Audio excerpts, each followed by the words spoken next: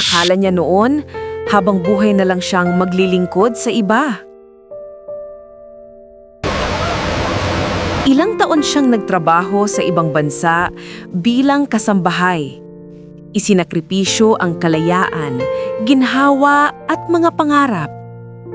Nakita niya ang mga magulang niyang naghirap at nagkasakit.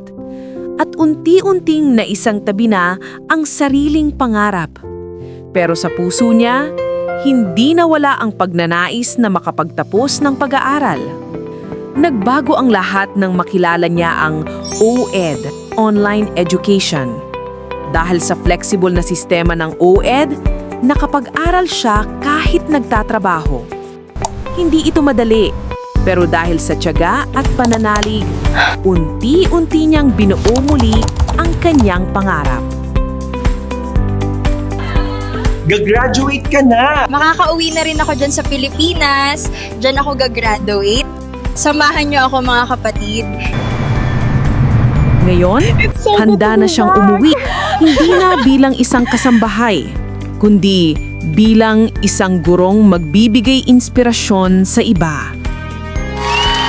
Noong araw ng kanyang graduation, napagtanto niyang hindi lang diploma ang kanyang nakamit, kundi isang bagong kinabukasan. Congratulations, Self! Sorry sa mga delays.